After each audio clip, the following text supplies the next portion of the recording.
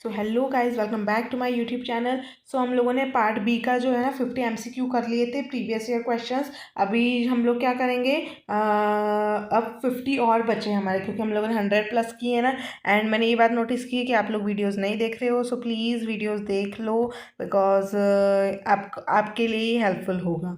Okay, so let's start. पहला question आपका है, what is the suggested rate of compression पर minute while giving CPR in children. तो उसके क्या चिल्ड्रन में क्या रेट था, तो 100 to 120 compression at a minute देना है, तो इसका ये आंसर हो जाएगा। फिर आता है 52 में, according to Patanjali yoga sutra enlightening the importance of controlling the mind is known as. जिस पतंजलि योगा सूत्रस के अकॉर्डिंग जो इम्पोर्टेंस दिया गया है कंट्रोलिंग द माइंड को कंट्रोल करने का, उसमें मतलब माइंड को कंट्रोल करने को क्या बोलेंगे हम लोग, तो चित्त कर्मासु कौशलम की चित्त प्रसादना की स्वादाया की चित्त वृत्ति निरोधा। तो इसका मैंने मतलब आपको बताया था। चित्त वृत्ति निरोधा जो क्या है, जिसमें हम लोग हमारे माइंड को कंट्रोल करते हैं। चित्त का मतलब माइंड होता है, वृत्ति का मतलब फ्लक्चुएशंस ऑफ थॉट्स होता है, और निरोधा का मतलब स्टॉपेज, यानी जो इतने सारे थॉट्स चल रहे होते हैं हमारे उसमें, तो हम उसको कैसे बंद करें। तो योगा वो हमें वो सब चीज़ें में हेल्प करता है ओवरकम करने में। फिर आता है 53 पे, secondary hypertension occurs due to some underlying disease which of the following is not the example of secondary hypertension. तो अब इसका पूछा है सेकेंडरी हाइपरटेंशन का, जो कि हमारे डिसीज से होता है। जब ब्लड प्रेशर किसी डिसीज से बढ़ता है घटता है तो उसको सेकेंडरी बोलते हैं। तो पहला कार्डियोवास्कुलर है, सेकेंड एंडोक्राइन है, थर्ड है न्यूरोजेनिक है, और डी बेंजाइन है। तो इसका आंसर आएगा बेंजाइन हाइपरटेंशन। फिर है next, dash are required in large quantities for the maintenance and further growth of further growth of the body. तो देखो क्या चीज़ है जो हमारी लार्ज प्रपोर्शन में रिक्वायर्ड होती है, तो क्या वो विटामिन हैं, क्या वो मिनरल्स हैं, कि वो मैक्रोन्यूट्रिएंट्स है, कि वो वाटर है। तो देखो विटामिन और मिनरल्स तो हमारे माइक्रो न्यूट्रिएंट्स हैं, और ये स्मॉल प्रपोर्शन में हमारी बॉडी को रिक्वायर्ड होते हैं। और जो मैक्रो न्यूट्रिएंट्स हैं ये क्या है, ये हमारी बॉडी में लार्ज प्रोपोर्शन में रिक्वायर्ड होते हैं। तो आंसर क्या आ जाएगा, मैक्रोन्यूट्रिएंट्स। फिर आता है, due to sanitary lifestyle Harshit is suffering from obesity, which of the following शोधना क्रियाज are recommended for him for managing obesity. तो वो सैनिटरी लाइफस्टाइल जी रहा है, यानी वो अपनी बॉडी को ज़्यादा मूव नहीं कर रहा है, एक्टिवली नहीं है, और वो ओबेसिटी से सफ़र कर रहा है। तो उसको कौन सा क्रिया करना चाहिए ओबेसिटी के लिए, तो उसे सूत्र नीति वाला चीज़ करना चाहिए। फिर आता है मेंटल हेल्थ रिलेट्स टू। अब मेंटल हेल्थ किससे रिलेट करती है, structure of body and weight and height. तो देखो स्ट्रक्चर ऑफ बॉडी और ये वेट एंड हाइट तो नहीं करेगा, क्योंकि ये फिजिकल में आ जाता है, मेंटल में नहीं आ रहा है ना। एटीट्यूड एंड बिहेवियर भी नहीं आएगा।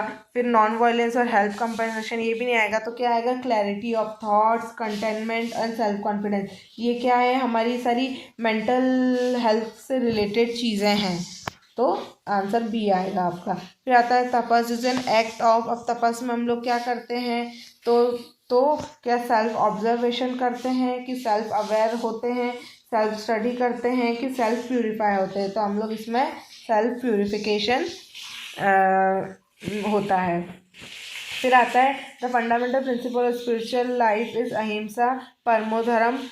दिस प्रिंसिपल टीचर्स अस। तो देखो जो अहिंसा परमो धर्म है, तो ये प्रिंसिपल हमें क्या सिखाता है, नाम से समझ आ रहा है। क्या ये सिखाता है फ्रेंडशिप और कॉर्पोरेशन करना, क्या ये to nurture and authentic contact and communications. ये ऑथेंटिक कॉन्टैक्ट और कम्युनिकेशंस को मतलब ये बताता है कि हमें कम्युनिकेशन को अच्छे से करना चाहिए, लोगों के साथ अच्छे से बात करनी चाहिए।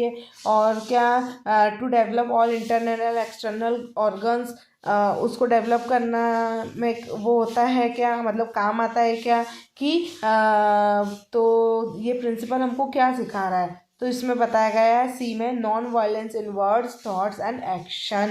तो यानी नॉन वायलेंस होना चाहिए, हमारे शब्दों में भी नॉन वायलेंस होना चाहिए, थॉट्स में भी, एक्शन में भी। यानी हमें किसी को सोचना भी नहीं चाहिए किसी को वायलेंस करने का, और ना उससे मतलब मुंह से भी नहीं निकलना चाहिए। तो अहिंसा परमो धर्म का यही ये प्रिंसिपल यही हमें सिखाता है। फिर आता है 59, union of training force and mental force is related to, ये वाला एमसीक्यू हमने कर लिया है, जिसका हथ योगा आएगा आंसर। नेक्स्ट पे आते हैं इसलिए, तो 60 पे, dash involve focusing the mind on a single object of concentration beneficially for psychological and spiritual growth. तो अब हम लोग किसी सिंगल ऑब्जेक्ट पे अगर फोकस कर रहे हैं तो वो क्या होगा, तो क्या वो नियमा होगा, नियमा तो वो गाइडलाइंस है मतलब सेल्फ डिसिप्लिन की। प्रत्याहारा भी नहीं होगा, सेल्फ ये उसमें हम लोग सेंसेस कंट्रोल करते हैं।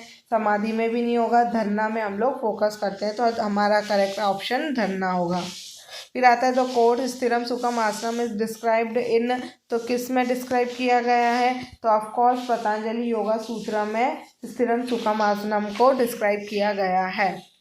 फिर आता है 62 पे, Maharshi Patanjali has had the ability to withdraw the senses from objects thus achieving perfect control over the senses, this is known as, मैंने अभी ऊपर बताया कि सेंसेस पे कंट्रोल होना क्या बोलते हैं, तो किसको बोलते हैं, तो प्रत्याहारा को। तो अगर हमारा परफेक्ट कंट्रोल है ओवर द आर सेंसेस, तो उसको क्या बोला जाएगा, प्रत्याहारा बोला जाएगा। क्योंकि यामा में तो वो गाइडलाइंस होती है जिसमें हम लोग सोशली कैसे इंटरेक्ट करते हैं लोगों से, आसनास तो एक पॉस्चर है, और समाधि में तो हम लोग वो ऐसे स्टेट पे चले जाते हैं, सबसे high level of meditation state पे चले जाते हैं, ठीक है।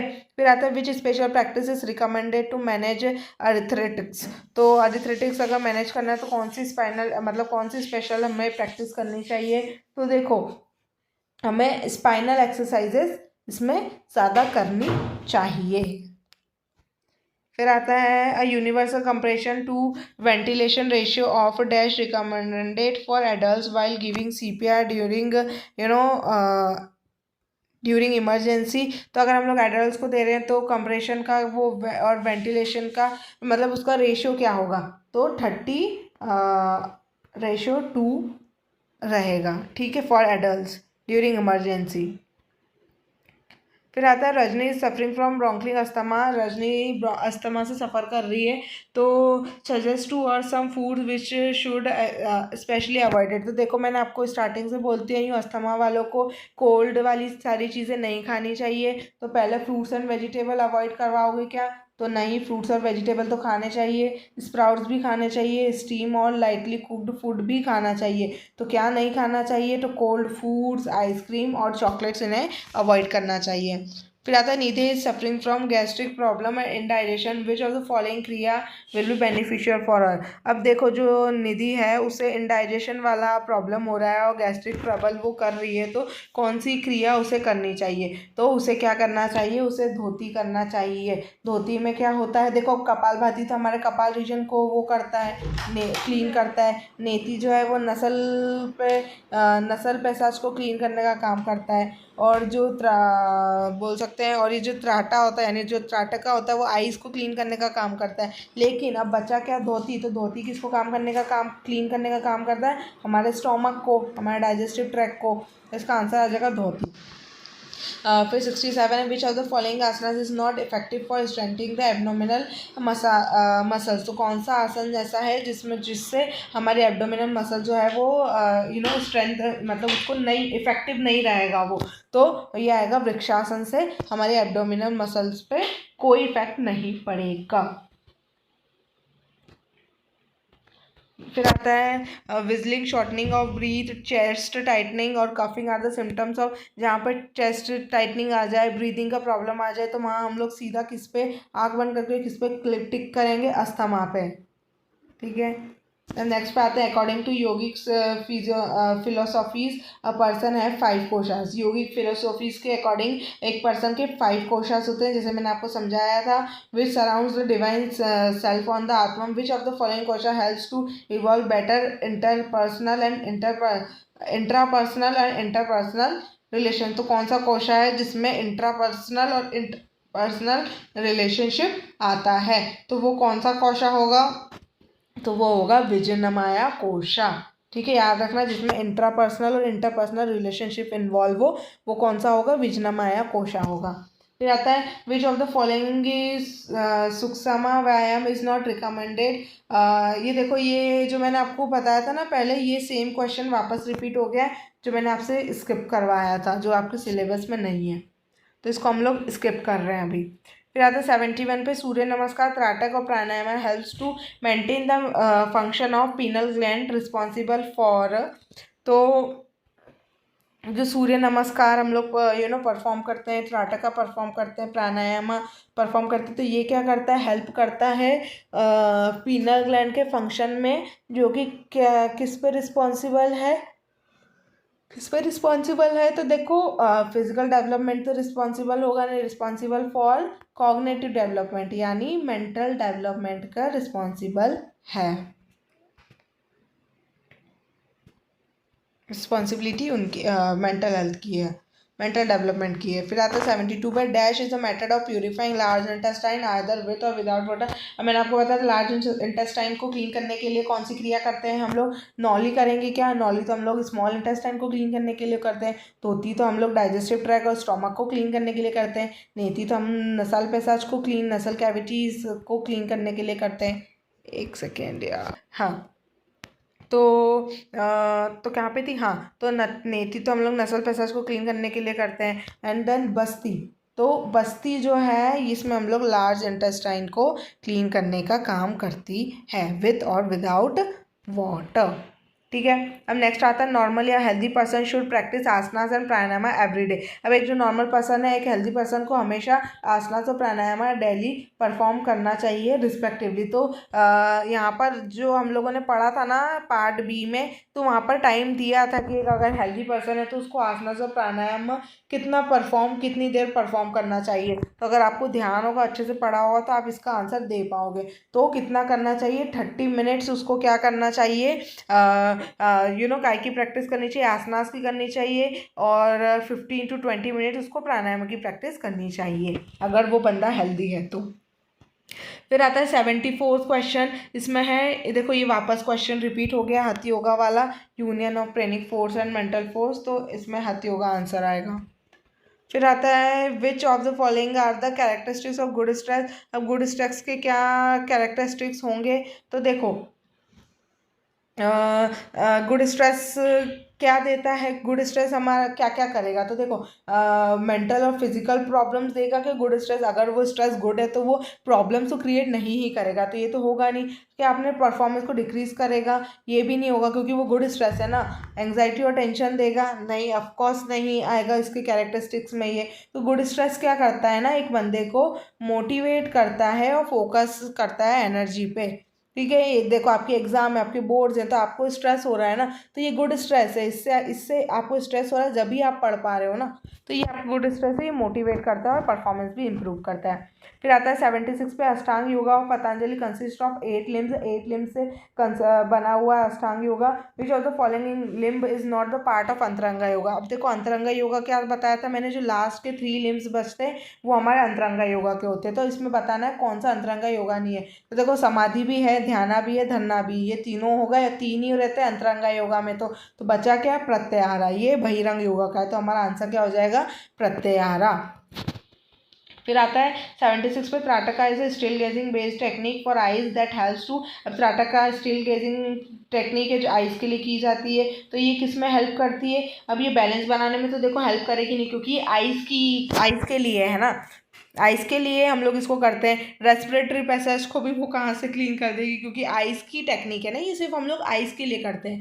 तो और साइनस और अस्थमा जैसी चीज़ें भी ये नहीं क्या और करती है, ये क्या करती है, हमारे माइंड को काम करती है और डिस्टर्बेंस को हटाती है और फोकस भी बढ़ाती है। तो ये वाला डी इसका आंसर हो जाएगा।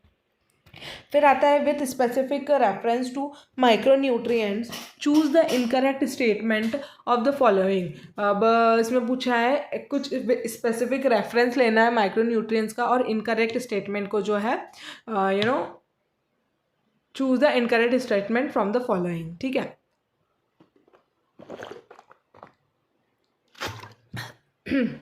या तो पहला है प्रोवाइड एनर्जी एंड हीट।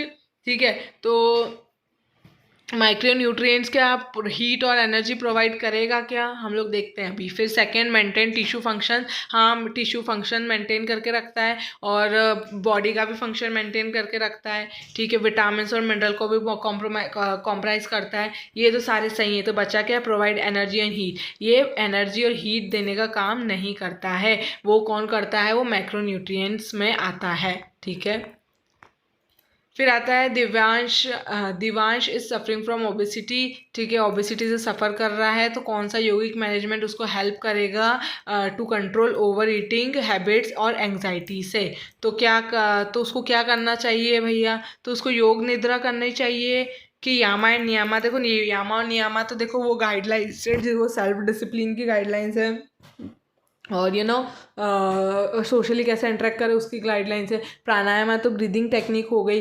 तो उसको क्या करना चाहिए, अगर उसको देखो ओवर ईटिंग, उसको कंट्रोल लाना है बेसिकली। तो कंट्रोल लाना है तो वो उसको क्या करना चाहिए, मेडिटेशन करना चाहिए। तो उससे क्या होगा, उसको कंट्रोल मिलेगा और उसको एंग्जाइटी भी थोड़ी कम होगी, ठीक है। तो आंसर आ गया ध्यान।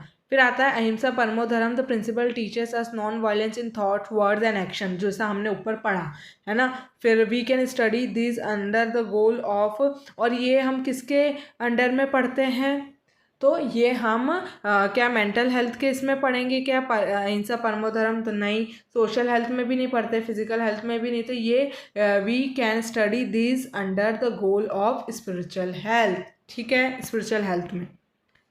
फिर आता है dash enables an individual to control the urge for materialistic and physical pressure.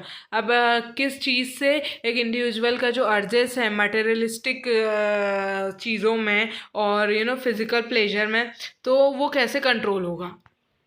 तो देखो प्राणायामा से तो ब्रीदिंग टेक्निक है प्राणायाम। तो ईश्वर प्राणी ध्यान में तो हम लोग अपने आप को गॉड को सरेंडर कर देते हैं, और स्वाध्याय में तो सेल्फ रियलाइजेशन हो जाता है। लेकिन तपस में हम लोग क्या करते हैं, जो योगीज रहते हैं ना, वो क्या करते हैं, पूरा फोकस से पूरा मेडिटेट करते हैं। यानी वो आपने देखा होगा, वो बहुत बहुत देर तक तप कर रहे होते हैं, और उनका जो ये जो हेड है ऊपर से उनकी हीट भी जनरेट होती है, ठीक है। तो इससे क्या होगा, उनको पास कंट्रोल आएगा। तो तपस इसका आंसर होगा।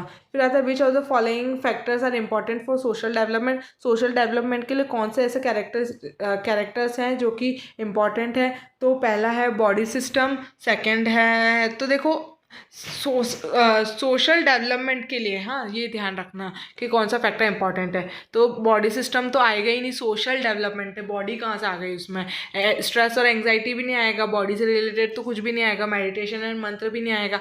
सोशली आप कैसे इंटरेक्ट कर रहे हो, सोशल आपका डेवलपमेंट कैसे हो रहा है, यानी आप दूसरे लोगों से कैसे इंटरेक्ट कर रहे हो, आपका बिहेवियर कैसा, आपकी कम्युनिकेशन कैसी है। तो डी इसका आंसर आएगा, बिहेवियर एंड कम्युनिकेशन। ये एक बहुत ज़्यादा इंपॉर्टेंट फैक्टर होता है सोशल डेवलपमेंट का, ठीक है। फिर आता है 83 पे, डैश इंक्लूड फूड आइटम जैसे red meat, alcohol, over ripe, unripe, organic product, fermented food. ये तो आपको देखते से बता देना चाहिए, क्योंकि मैंने बहुत अच्छे से तुमको ये डाइट्स करवाई थी, जिसमें ये सारे मैंने सबके नाम लिए थे कि कौन सी डाइट के अंडर आएगा। राजसिक डाइट में तो नहीं आएगा, क्योंकि उसमें ऐसा तीखा स्पाइसी वाला खाना आता है, और कैफिनेटेड बिवरेजेस आती हैं सारी, जैसे टी और कॉफ़ी आ गया। और लेकिन तामसिक में ये सारी चीज़ें आती हैं, तो जो तामसिक रहेगा वो इसका आंसर रहेगा, ठीक है। और बैलेंस डाइट तो ऑफकोर्स नहीं ही आएगा। फिर आता है which of the following asana can not be perform in supine lying position. मैंने सुपाइनलाइन पोजिशन आपको प्रीवियस वीडियो में, यानी प्रीवियस जो MCQs मैंने करवाए हैं वो मतलब 50 MCQ करवाए ना पार्ट 1 में, तो उसमें मैंने आपको सब बताया है ना। तो कौन सा सुपाइनलाइन पोजिशन नहीं परफॉर्म कर पाएगा, तो मकर आसन, ठीक है। फिर आता है the Bhagavad Gita is in Sanskrit text derive from the Mahabharata epic. The content is in the form of discussion between. तो भगवद गीता जो संस्कृत टेक्स्ट से डिराइव किया गया है फ्रॉम द महाभारत इपिक, तो उसमें कंटेंट क्या है, उसमें किसका डिस्कशन किया गया है, किसके बीच में डिस्कशन हो रहा है। तो ये तो आपको सभी को पता होगा कि अर्जुन और श्री कृष्ण जी के बीच में जो डिस्कशन हो रहा था, जो कि middle of the war Kurukshetra में हो रहा था, तो उसके बीच में ये डिस्कशन जो हो रहा था वो कंटेंट है इसमें।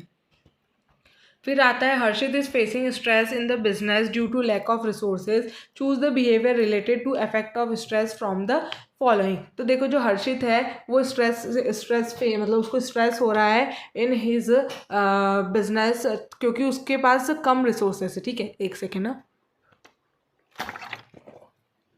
तो उसको क्या है ना, तो आपको कुछ ऐसा चूज करना है behaviour related effect of stress from the following. तो उसको क्या आएगा इस चीज़ से, तो रेस्टलेसनेस और डिप्रेशन मिलेगा, कि लैक ऑफ मोटिवेशन होगा, कि एंगर आउटबर्स्ट होगा, और वो सोशली विड्रॉवल हो जाएगा, कि उसको बहुत ही ज़्यादा वो ओवरबिल्ड फील करेगा। तो ऑफकोर्स वो उसको बहुत ही ज़्यादा स्ट्रेस हो रहा है, और वो क्योंकि उसको रिसोर्सेज का कमी है ना, तो कौन सा इफेक्ट करेगा स्ट्रेस पे, तो एंगर आउटबर्स्ट और सोशल विड्रॉवल।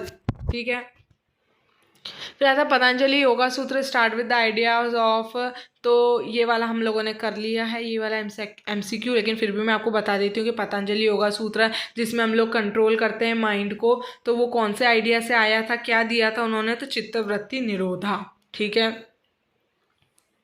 इस आइडिया से पतंजलि योगा सूत्र स्टार्ट हुआ था। पतंजलि योगा सूत्र इसी से मतलब स्टार्ट हुआ था, चित्तवृत्ति निरोधा से। फिर आता है which machine is use to give electric shock in cardiac arrest. तो कौन सी मशीन, तो AED, ये मैंने बहुत अच्छे से बताया था, ऑटोमेटेड एक्सटर्नल डेफिब्रिलेटर। तो इससे क्या होता है ना, कि ये एक मशीन है जिससे अगर कार्डियक अरेस्ट आता है ना, तो वो इलेक्ट्रिक शॉक देते हैं। ठीक है, फिर आता है हमारा 89 पे, कार्डियो पल्मोनरी रेसुसिएशन यानी CPR is a life saving procedure that suggest to place heel of hand over centre of the person chest and.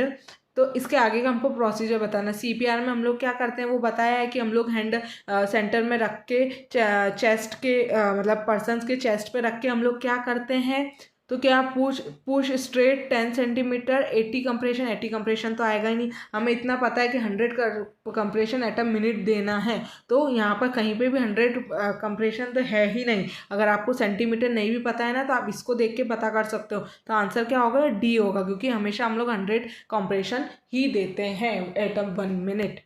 ठीक है, फिर आता है excessive accumulation of fat is the sign of. अगर ज़्यादा ही fat आपको हो गया है तो वो किसका साइन है, ऑफकोर्स ओबेसिटी का है ना, मोटापे का है।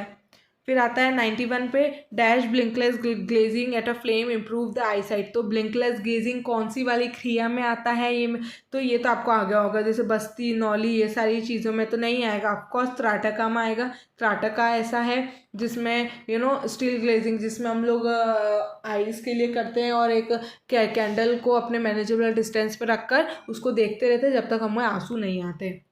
फिर आता है पूरक रेचक कुंभका आर द स्टेप्स ऑफ। तो ये किसके स्टेप्स हैं, तो देखो बेटा कपालभाति जो है ये उसके स्टेप्स तो हो ही नहीं सकते। ठीक है, ये और मेडिटेशन में भी नहीं होगा। ये बंध बंध तो हमारे इसमें है ही नहीं, मतलब डीपली नहीं है, सिर्फ ऐसे बंध के नाम दे रखे थे। लेकिन प्राणायाम में इन 3 प्रोसेस का है नाम पूरक रेचक और कुंभक, जिसमें आता है एक्सेल इनहेल और होल्ड। तो इन 3 चीज़ों के ये नाम है। फिर आता है what are the characteristic of rajasic diet. और राजसिक डाइट के क्या कैरेक्टरिस्टिक होंगे, यानी राजाओं का खाना स्पाइसी खाना है ना, तो टेस्टी और फुल मिर्च। तो राजाओं का what are the characteristics of rajasic diet. अब कैरेक्टरिस्टिक्स पूछे हैं कि कैसे हैं। ठीक है, तो देखो, तो वो टेस्टी होता है खाना, तो हाँ देखो टेस्टी तो होता है ना, और बीटर्स और पंजेंट होता है, कि नॉट कम्प्लीटली फूड। तो ये तो नहीं होगा कि कम्प्लीटली नो टेस्ट तो उसमें नहीं होता, क्योंकि वो राजाओं का खाना है, तो ये वाला ऑप्शन तो आएगा नहीं, और नन ऑफ द अबाव भी नहीं आएगा। देखो बेटा कन्फ्यूजन आपको होगा इन दोनों में, तो हम लोग इस पे करेंगे बीटर्स और पंजेंट, क्योंकि अगर आपने PDF को मतलब अगर मैं पढ़ा रही तो आपने ढंग से सुना हो, तो उसमें ये लाइन थी कि राजसिक में बीटर सौर और ये आएगा, तो हम लोग CBSE की लाइन बुक की लाइन के अकॉर्डिंग चल रहे हैं। वो तो दोनों सकते हैं, लेकिन उसमें ज़्यादा ध्यान किस पे दिया था, बीटर सौर और पंजेट पे। ठीक है, इसलिए ये आएगा।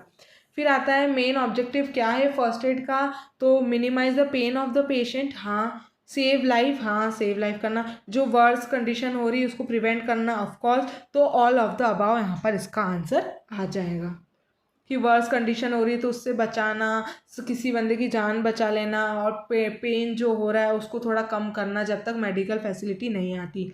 फिर आता है अरिथ्रेटिक्स इज द कैरेक्टराइज बाय, तो अरिथ्रेटिक्स में क्या होता है, तो क्या अरिथ्रेटिक्स में ब्लड प्रेशर बढ़ता है, नहीं वो तो हाइपरटेंशन में होता है। क्या डिफिकल्टी होती है ब्रीदिंग में, नहीं वो तो अस्थमा में होती है। नन ऑफ द अबाव नहीं आएगा। स्वेलिंग एंड स्टिफनेस आ जाती है जॉइंट्स में अरिथ्रेटिक्स में, और पेन होता है, ठीक है। तो इस स्वेलिंग और स्टिफनेस इन जॉइंट्स अपना आंसर हो जाएगा। फिर आता है during hypertension one must avoid, तो हमें क्या अवॉइड करना चाहिए, ये मैंने आपको बहुत बार बताया है। क्या फ्रूट्स अवॉइड करने चाहिए, नहीं। फाइबर इंटेक, नहीं। हेल्दी लाइफस्टाइल, नहीं। हमें सॉल्ट, जिनको हाइपरटेंशन है ना उन्हें सॉल्ट का इंटेक हाई नहीं होना चाहिए, उनका अवॉइड करना चाहिए। फिर आता है 97 पे, the practice of dash pranayama involve drawing of air through the mouth, जिसमें अपना जो एयर है वो हम लोग माउथ से करते, तो वो कौन सा प्राणायाम में आएगा, तो वो आएगा हमारा शीतकरी में, ठीक है। फिर 98 पे आएगा the practice of dash make the skull shine with purity. अब जहाँ पर स्कल आ रहा है यानी कपाल रीजन पे शाइन विथ प्योरिटी, ये पूरी लाइन दे दी है आपको पता है बुक की, तो वो कहाँ पर होगा, तो किससे रिलेटेड आ रहा है, ऑफकोर्स कपालभाति से रिलेटेड ही है ये, क्योंकि स्कल की बात हो गई है ना। कपाल मीन्स स्कल, भाती मीन्स शाइनिंग, नाम से ही समझ आ रहा है, ठीक है। तो इसका आंसर कपाल भाती होगा।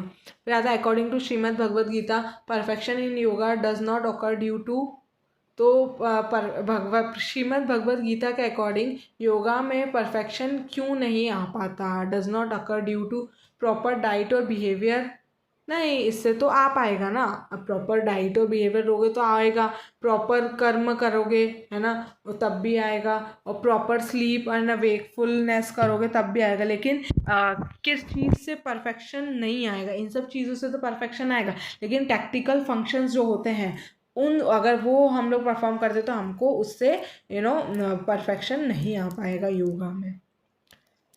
फिर आता है 100 वाला फाइनली हम कर रहे हैं, तो the appropriate dress of yoga asanas practice should be, तो अप्रोप्रिएट ड्रेस क्या होनी चाहिए, बहुत ज़्यादा ऐसा नहीं होना चाहिए, कंफर्टेबल ड्रेस होनी चाहिए। फिटेड जीन्स पहनोगे क्या योगा में, ऑफकोर्स नॉट, स्ट्रेचिंग ही नहीं होगी। हाई प्राइज्ड कॉस्ट्यूम, हाई कोई ज़रूरत ही नहीं है, नीड ही नहीं है हाई प्राइज्ड कॉस्ट्यूम पहनने की। ब्रांडेड क्लोथ्स भी पहनने की कोई नीड नहीं है। तो क्या पहनना चाहिए, एक कंफर्टेबल वियर पहनना चाहिए जो स्ट्रेचेबल हो, जिसमें हम हमारी बॉडी को स्ट्रेच कर पाएँ, ठीक है।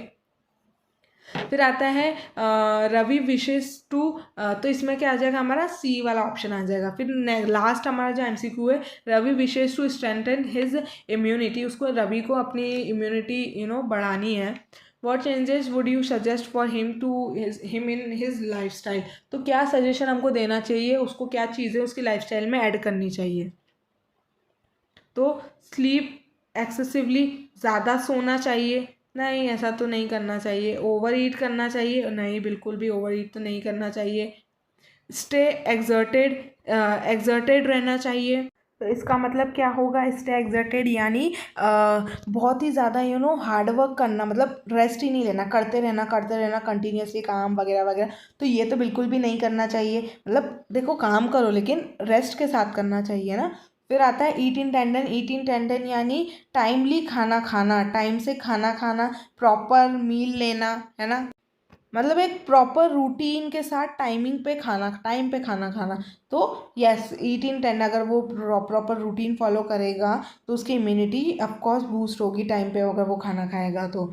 एंड दैट्स इट, हमने पूरे हमारे 101 हमने पूरा एमसीक्यूज़ पार्ट बी के कर लिए हैं, और मैंने एम्प्लॉयबिलिटी के भी पीवाईक्यूज़ का अपलोड कर दिया है वीडियोस, ताकि आप लोग प्रैक्टिस कर पाओ, ठीक है। और मैं ये बोल रही थी कि अष्टांग योगा का मैंने एक शॉर्ट पहले वीडियो डाला हुआ है, तो आप प्लीज़ मतलब पहले डाला था तो आप वहाँ पर जाकर मेरे पेज पर जाकर देख लेना, क्योंकि वो भी एक इम्पॉर्टेंट टॉपिक है, और अभी इम्पॉर्टेंट टॉपिक्स की वीडियो भी आने वाली है, ठीक है। और जो आसनास हैं वो मैं पोस्ट कर रही हूँ, मैंने पूरा एक पीडीएफ बनाया है पूरा सब डिसीज़ के अकॉर्डिंग सारे आसनास का, तो आप एक बार वो गो थ्रू कर लेना ज़रूर से, ठीक है।